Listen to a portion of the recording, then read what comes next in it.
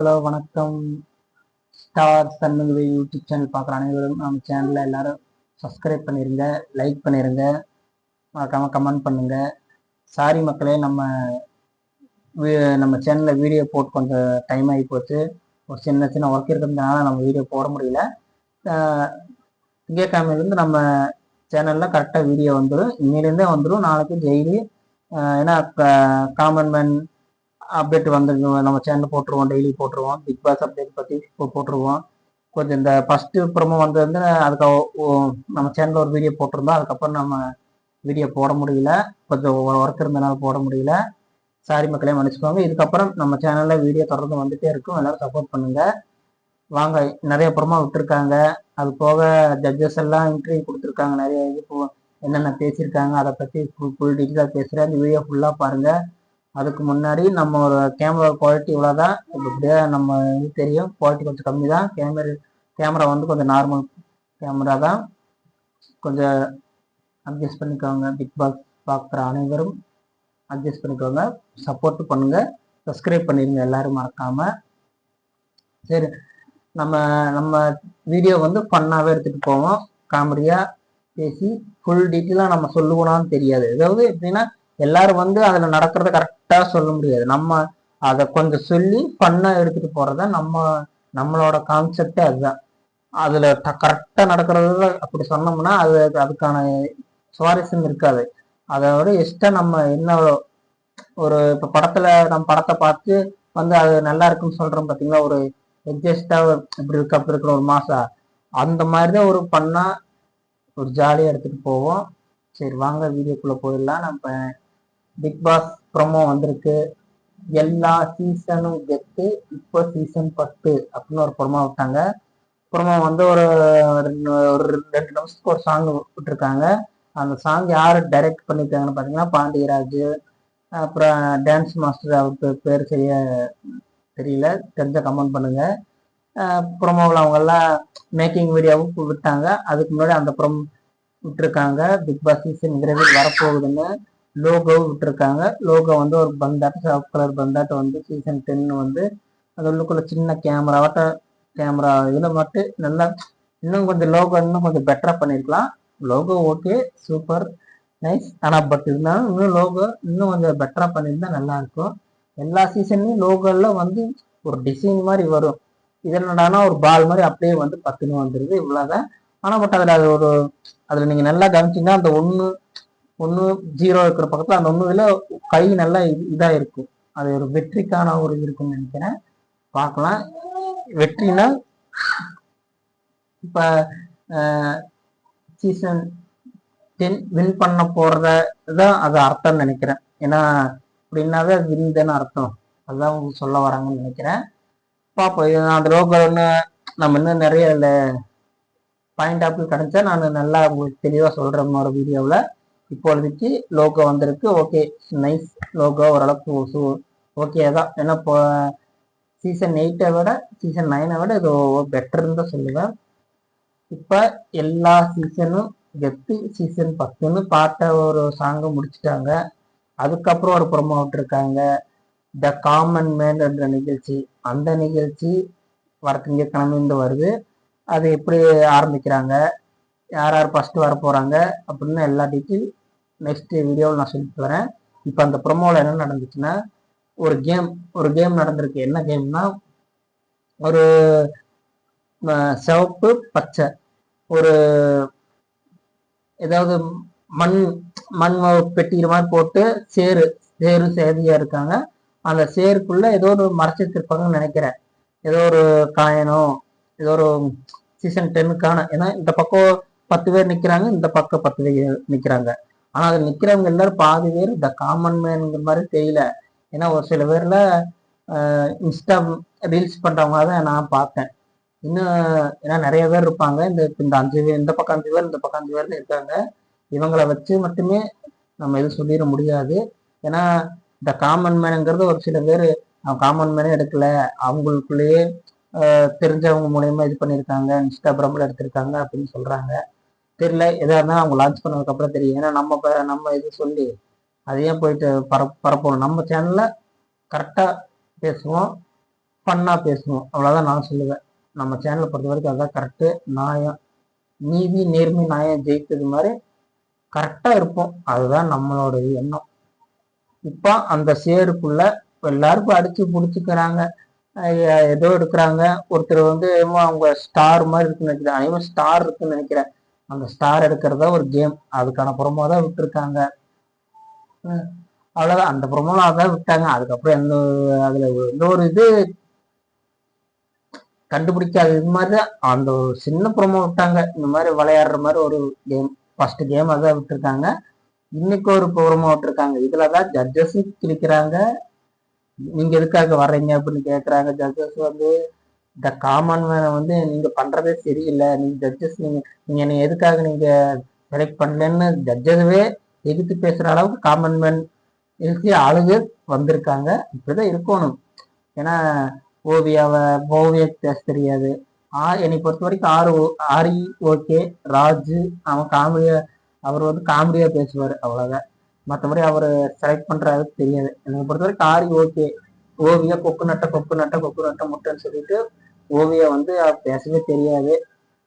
மாயா வந்து அவ விளையாட்டை இருந்துக்கிட்டு அவ என்ன போஸ்ட் பண்ண போறான்னு தெரியல, பார்க்கலாம். அவளுக்கான ஒரு புறமா விட்டாங்க. ஏதோ ஒரு மைக்கு வந்து பறந்து வந்து அவ கையில பிடிச்சி இப்படியே முறைச்சு பாக்குற மாதிரி. அந்த புறமா பார்த்தா உங்களுக்கே சிரிப்பு தான் வரும். ஓகே, மாயா வந்து சீசன் 7ல வந்து கமலஹாசரையவே அதாவது படு பயங்கரம். அந்த சீசனே மாயாதான் ஒரு ஸ்ட்ரென்த்து.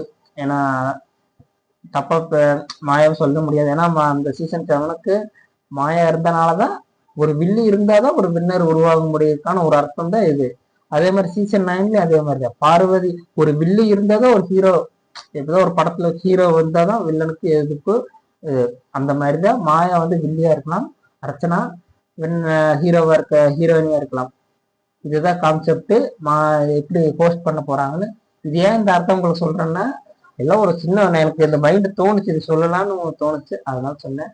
பிடிச்சிருந்தா ஏற்றுக்கோங்க, இல்லைன்னா ஸ்கிப் பண்ணிட்டு போயிருங்க. இதை சும்மா ஒரு பண்காக சொன்னேன். ஏன்னா மாயா வந்து வில்லிதானே, அவன் மூஞ்சி பார்த்தாலே வில்லியாட்ட தான் இருக்கு. ஆனா நல்லா போஸ்ட் பண்ணுவாங்க, நல்லா பேசுவாங்க, பேச்சு திறமையெல்லாம் நிறைய பயங்கரமா இருக்கு. ஆரியோட மாயா, ராஜியை விட மாயா பெட்டர் தான் சொல்லுவேன். மாயா எந்த ஒரு குறை சொல்ல முடியாது. கொஞ்சம் அதிகமா ஓவரா பண்ணுவாங்க, அதுதான் கொஞ்சம் ஏற்றுக்க முடியாத சூழ்நிலை நம்மளுக்கு இருக்கும். ஓகே, அவ்வளவுதான். இன்னைக்கு ப்ரோமோவில் அதான் சொல்லியிருக்காங்க. எனக்கு எதுக்காக நீங்க செலக்ட் பண்ணலன்னு சொல்லிட்டு ஜட்ஜவே எடுத்து பேசுறாங்க. இவங்களும் ஏதாவது செலக்ட் ஆனவங்களுக்கு பச்சை கலர்ல ஒரு கார்டு, நீங்க செலக்ட் ஆயிட்டுன்னு கொடுக்குறாங்க. நீங்க எவிட்டா வெளியே போறதுக்கான இதுக்கு சிவப்பு இது கொடுக்குறாங்க. இதுல இவ்வளவுதான் ப்ரோமோ விட்டுருக்காங்க. ஏதாவது ஒருத்தர் வந்து நைட்டி போட்டு நீங்க இப்படிதான் உங்களை ஏதாவது தெலுங்கு சீசன்ல நடந்த மாதிரி நடந்துட்டு இருக்கீங்க அப்படின்னு ஜட்ஜஸ் கேட்கறாங்க. நீங்க எதுக்காக இந்த பிக் பாஸ்க்கு வர்றீங்க அப்படின்னு ஆரி கேட்கறாரு. ஒவ்வொருத்தரும் ஒவ்வொரு தனித்தனி கருத்தை சொல்றாங்க. அதுல செலக்ட் ஆகிறது, செலக்ட் ஆகாது, இதுக்கான ப்ரோமோ இதுதான். ஏதாவது செலக்ட் ஆகியிருக்காங்க, ஆகலை, அதுதான் ப்ரோமோ. அதெல்லாம் உங்ககிட்ட சொல்ல வேற அவ்வளோ ப்ரோமோல, மற்றபடி இது இல்லை. இதுதான் ஆயிருக்கு. ஜட்ஜஸ்வே இதுக்கு நீ செலக்ட் பண்ணலன்னு சொல்லிட்டு அவங்க ஒரு பக்கம் நீ ஜட்ஜஸ் பண்றது சரியில்லை அப்படின்னு சொல்லிட்டு ஒருத்தர் பிடிக்கிட்டு போயிட்டாங்க. ஜட்ஜஸ் வந்து நீங்க இப்படி தெலுங்கு இதுல மாதிரி நைட்டு எல்லாம் போட்டு வந்திருக்கீங்க, இப்படி வந்தாதான் உங்களால ஏற்க முடியுமான்னு கேட்குற ஜட்ஜஸ் கேட்டாங்க, நல்லா பேசினாங்க. அப்புறம் என்ன புறமா வந்துச்சு. அப்புறம் ஒவ்வொருக்கான ஓவியா, ஆரி, ராஜி ஒவ்வொருக்கான சீசன் த காமன் மேன் வரப்போகுது திங்கக்கிழமை.